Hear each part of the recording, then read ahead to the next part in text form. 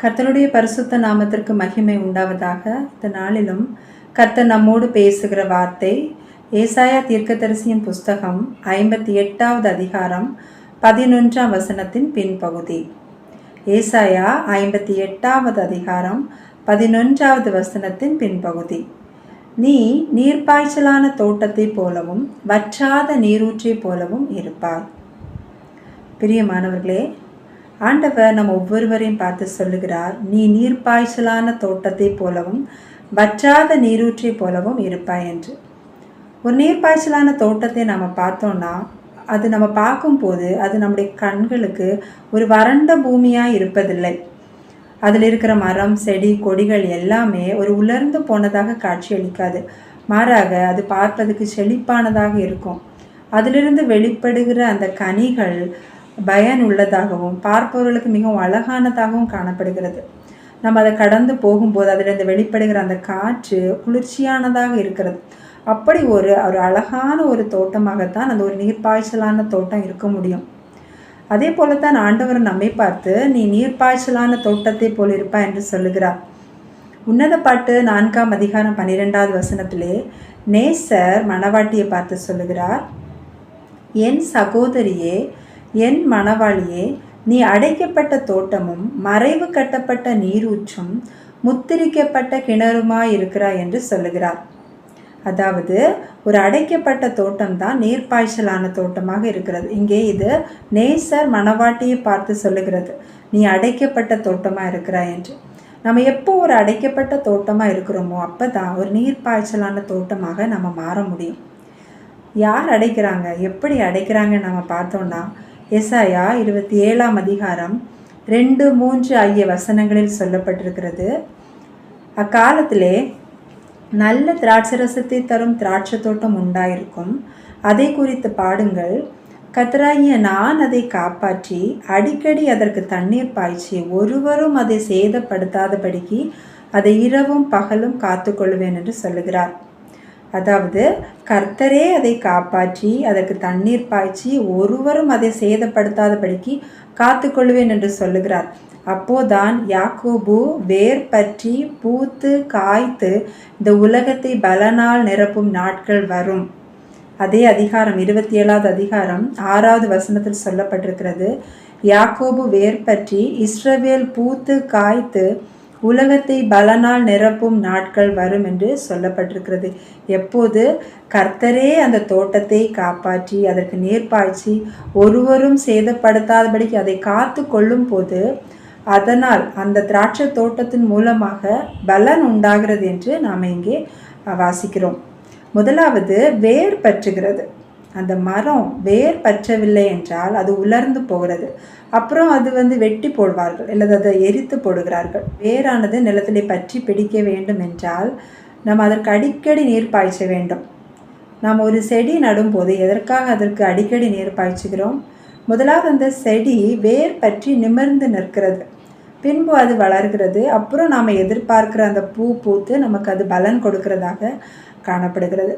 கர்த்தரும் அதைத்தான் சொல்லுகிறார், நான் அதை காப்பாற்றுகிறேன், இரவும் பகலும் ஒருவரும் அதை சேதப்படுத்தாதபடிக்கு நான் அதை காத்து கொள்ளுவேன் என்று சொல்லுகிறார். எப்படி காத்து கொள்ளுகிறாராம்? அடிக்கடி நீர் பாய்ச்சி காத்து கொள்ளுகிறேன் என்று சொல்லுகிறார். நீர் பாய்ச்சும் போது தான் அது உலர்ந்து போகாமல் ஈரமாகவே இருக்கிறது.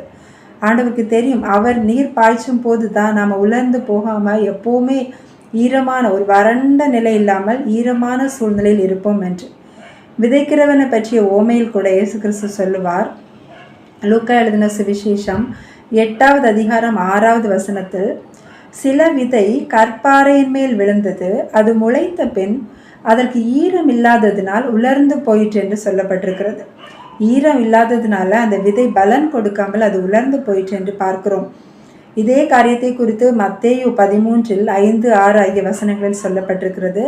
கற்பாறை நிலத்தில் விழுந்த விதையானது வெயில் பட்டவுடனே அந்த ஈரம் காய்ந்து போய் அது உலர்ந்து போயிற்று என்று அங்கே நம்ம பார்க்கிறோம். வெயில் ஏற ஏற ஈரம் இல்லைன்னா அந்த நிலம் வறண்ட நிலமாக மாறுகிறது. வெயில் என்று சொல்லும்போது நம்முடைய வாழ்க்கையிலும் வருகிற உபத்திரவங்கள், துன்பங்கள், உலக கவலைகள் என்று சொல்லலாம். நம்முடைய வாழ்க்கை எப்போதும் ஒரே மாதிரி இருப்பதில்லை. காலையிலே விடுகிற சூரியன் அதிகாலையிலே உள்ள வெளிச்சம் போல அந்த நாள் முழுவதும் இருப்பதில்லை. நேரம் போக போக வெயில் ஏறிக்கொண்டே செல்லுகிறது. அதுபோல தான் நம்முடைய வாழ்க்கையிலும் மேடு பள்ளங்கள் நிறைந்த வாழ்க்கையாக இருக்கிறது. எல்லா சூழ்நிலையிலும் நாம் ஒரு நீர்ப்பாய்ச்சலான தோட்டமாக இருக்கணும்னா நாம் அடைக்கப்பட்ட தோட்டமாக இருக்க வேண்டும்.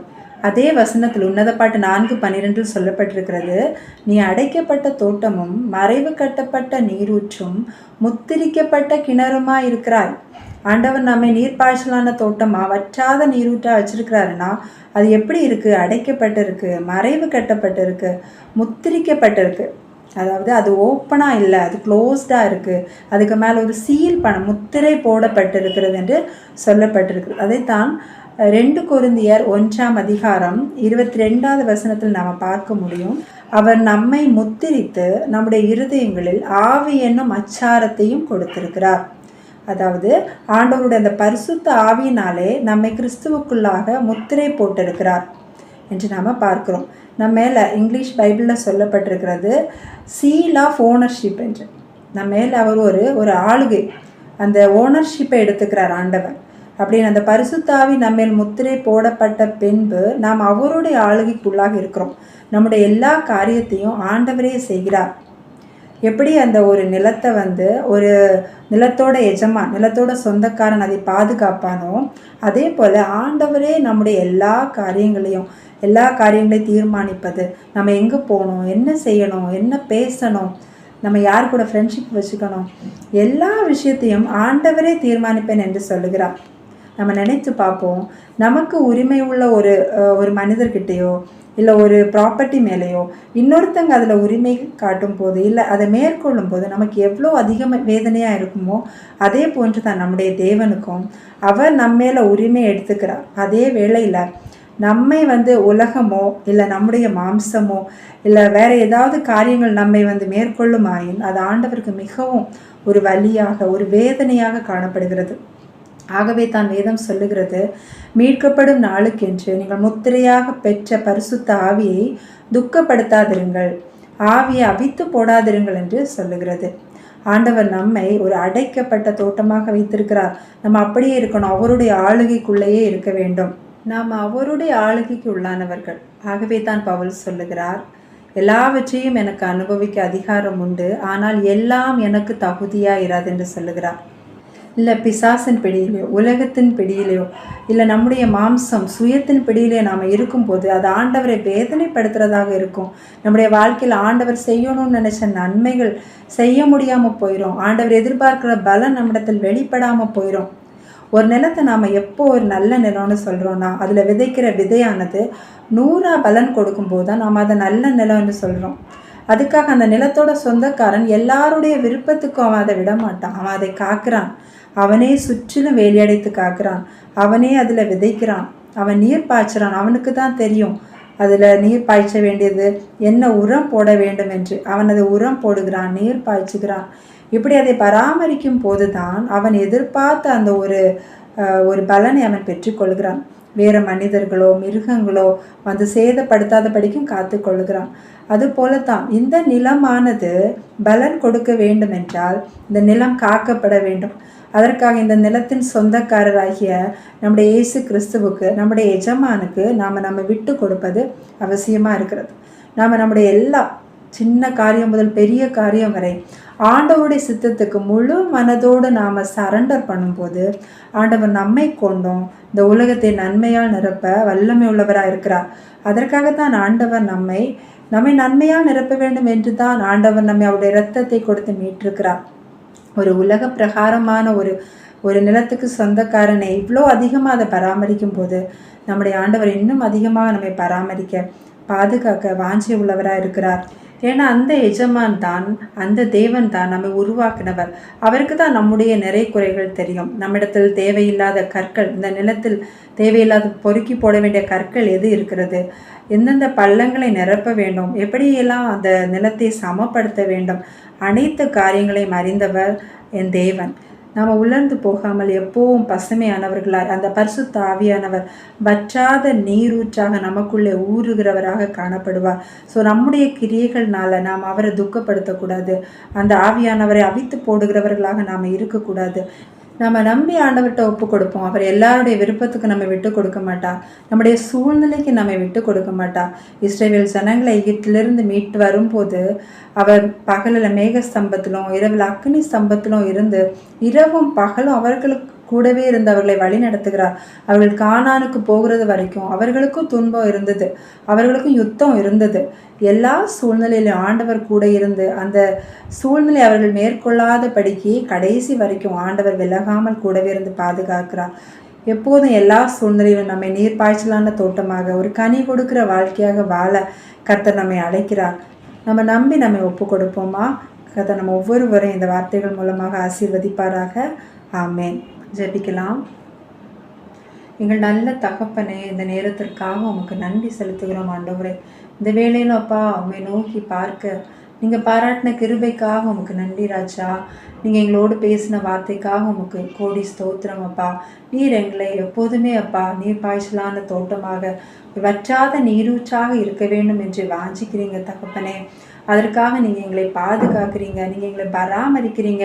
ஒரு அடைக்கப்பட்ட தோட்டமாக, ஒரு மறைவு கட்டப்பட்ட ஒரு நீரூற்றாக உங்களுடைய ஆவியை கொடுத்து அப்பா நீங்கள் எங்களை பராமரிக்கிறீங்க தகப்பனே. எங்களுடைய வாழ்க்கையை எங்களை முழுமையாக உமக்கு நாங்கள் ஒப்பு கொடுக்குறோம்ப்பா. எங்களுடைய ஆசை விருப்பங்கள் அல்ல ஆண்டவரே, எங்களுடைய வாழ்க்கையில் உம்முடைய விருப்பம் உம்முடைய சித்தம் ஒவ்வொரு நாளும் நிறைவேற நாங்கள் அர்ப்பணிக்கிறோம். எந்த ஒரு சூழ்நிலையின் மத்தியிலும் எந்த ஒரு வேதனையான பாதையிலும் தகப்பனே நாங்கள் எங்களுடைய சுயத்தை சாராமல் எங்களுடைய சுய வழிகளை நாங்கள் தேர்ந்து கொள்ளாமல் அப்பா நீங்கள் என்ன நினைக்கிறீங்க, உங்கள் சித்தம் என்னப்பான்னு கேட்டு உண்மையே பற்றி கொள்ள எங்களுக்கு அனுகிரகம் செய்யுங்க, கிருபை தாங்க. எப்போதும் உமக்காக தகப்பனே ஒரு நீர்ப்பாய்ச்சலுள்ள தோட்டமாக நாங்கள் பிரகாசிக்க உடைய நாமத்தை மகிமைப்படுத்த எங்களை ஒவ்வொருவருக்கும் அனுகிரகம் செய்யுங்க. இப்போ இயேசுவின் நாமத்திலே ஜெபிக்கிறேன் பிதாவே. ஆமேன்.